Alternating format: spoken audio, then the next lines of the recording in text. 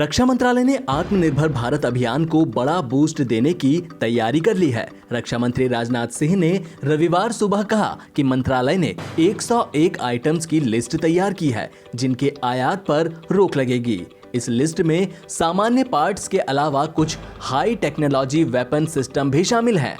एक negative arms list तैयार की गई है जिसके तहत कुछ वेपन सिस्टम और प्लेटफॉर्म्स के आयात पर बैन लगाया जाएगा ताकि घरेलू उत्पादन बढ़ाया जा सके। यह लिस्ट सेना की जरूरतों के हिसाब से समय समय पर अपडेट की जाती रहेगी। सिंह के मुताबिक यह रक्षा क्षेत्र में भारत की आत्मनिर्भरता की दिशा में एक बड़ा कदम है। उन्होंने कहा कि यह फैसला पीएम मोदी के आह्वान के बाद किया गया है। इस फैसले से भारत की डिफेंस इंडस्ट्री को बड़े पैमाने पर उत्पादन का मौका मिलेगा।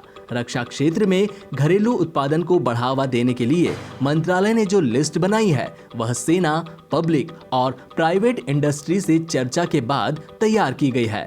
सिंह ने कहा कि इन 101 वस्तुओं में सिर्फ आसान वस्तुएं ही शामिल नहीं हैं, बल्कि कुछ उच्च तकनीक वाले हथियार सिस्टम भी हैं, जैसे आर्टिलरी गन, असॉल्ट राइफलें, ट्रांसपोर्ट एयरक्राफ्ट, LCHS रडार और कई अन्य आइटम्स हैं जो हमारी रक्षा सेवाओं की जरूरतों को पूरा करने के लिए हैं। रक्षा मंत्री ने कहा कि सभी स्टेक होल्डर्स से बातचीत के बाद और उपकरणों के आयात पर रोक लगाई जाएगी। फिलहाल जो फैसले किए गए हैं वे 2020 से 2024 के बीच धीरे धीरे लागू किए जाएंगे। पीएम मोदी ने रविवार को 1 लाख करोड़ के एग्रीकल्चर इंफ्रास्ट्रक्चर फंड के लिए फाइनेंसिंग फैसिलिटी को वीडियो कॉन्फ्रेंसिंग के जरिए लॉन्च किया। इसके अलावा पीएम किसान स्कीम की छठी किस्त के लिए 17,000 करोड़ रुपए की राशि भी जारी की। इस कार्यक्रम में पीएम के अलावा कृषि मंत्री नरेंद्र सिंह तोमर भी मौजूद रहे। इस मौके पर पीएम मोदी ने क्या कहा, सुनिए। देश में कृषि से जुड़ी सुविधाएं तैयार करने के लिए 1 लाख करोड़ रुपए का विशेष फंड लॉन्च किया गया है। आज के पवित्र दिन पर लॉन्च किया गया है। इससे गांवों में बेहतर भंडारण, आधुनिक कोल्ड स्टोरेज की चेन तैयार करने में मदद मिलेगी और गांव में रोजगार के अनेक अवसर तैयार होंगे। इसके साथ साथ 8.5 करोड़ किसान परिवारों के खाते में पलक झपकते आपने देखा होगा, स्विच ऑन किया और पीएम किसान सम्मान निधि के 17,000 करोड़ रुपए सीधे 8.5 करोड़ किसानों के खाते में जमा हो गए। कोई बिचौलिया नहीं, कोई कमीशन नहीं, सीधा किसान के पास चला गया।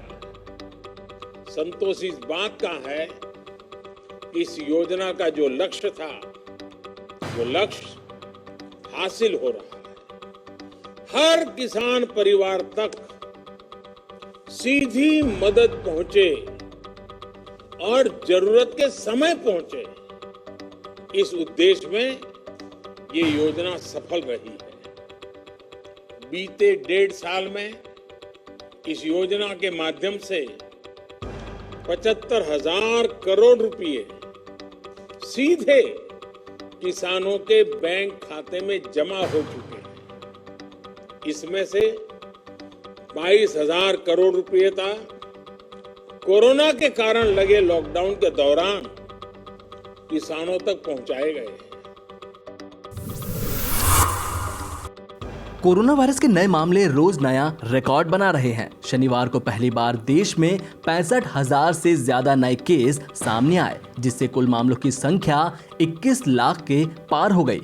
2 केंद्रीय मंत्री अर्जुन राम मेघवाल और कैलाश चौधरी की कोरोना टेस्ट रिपोर्ट भी पॉजिटिव आई है। इससे पहले केंद्रीय गृह मंत्री अमित शाह और पेट्रोलियम मंत्री धर्मेंद्र प्रधान कोरोना पॉजिटिव पाए जा चुके हैं। शनिवार को 65,410 नए केस आए, जिससे कुल मामलों की संख्या 21,50,431 हो गई। शनिवार लगातार तीसरा दिन रहा जब 60,000 से ज्यादा नए मामलों का पता चला। इससे पहले गुरुवार को सबसे ज्यादा 62,482 नए मामले सामने आए थे। हालांकि 3 दिनों में पहली बार मरने वालों की संख्या 900 से कम रही। शनिवार को 884 मरीजों ने दम तोड़ा था, जिससे टोटल मौतों का आंकड़ा 43,397 तक पहुंच गया था।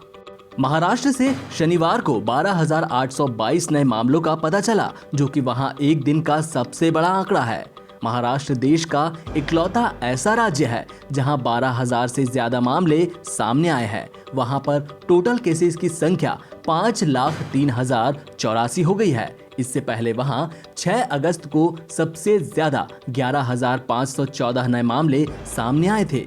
राहत की बात यह है कि महाराष्ट्र में लगातार 4 दिन तक 300 से ज्यादा मौतें दर्ज होने के बाद शनिवार को 275 मरीजों की मौतें हुई। दिल्ली ने जुलाई के महीने में कोरोना वायरस की रफ्तार पर काबू पाना शुरू कर दिया था, मगर पिछले कुछ दिनों से फिर नए मामलों की संख्या बढ़ रही है। शनिवार को देश की राजधानी से 1404 नए मामलों का पता चला और 16 मरीजों की मौतें हुई। हालांकि दिल्ली के स्वास्थ्य मंत्री सत्येंद्र जैन का कहना है कि राजधानी में कोविड मामलों का ट्रेंड कम हो रहा है। उन्होंने मामले बढ़ने के पीछे बाहरी लोगों को जिम्मेदार ठहराया। तो पिछले कुछ दिनों से हम देख रहे थे कि भी नंबर ऑफ बेड्स ऑक्यूपेंसी कम नहीं हो रही है।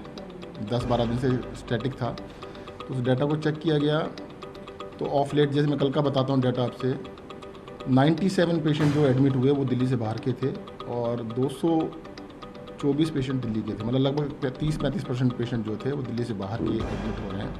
तो कई लोग मुझसे पूछते हैं कि भाई अब तो हॉस्पिटल में एडमिशन कम नहीं हो रहे हैं।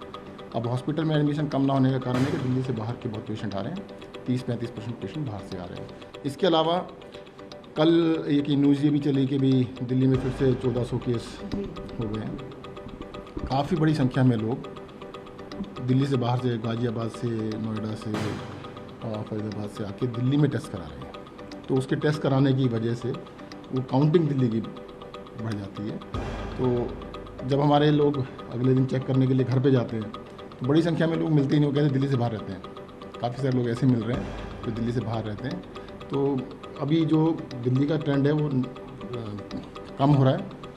हॉस्पिटल एडमिशन्स भी अभी जो ट्रेंड वो था कि काफ़ी कम होने चाहिए थे, थोड़े से इसीलिए बढ़ रहे हैं। मतलब कम नहीं हो रहे हैं क्योंकि बाहर के पेशेंट 30-35% हो रहे हैं और बड़ी संख्या में पॉजिटिव केस भी बाहर के आ रहे हैं।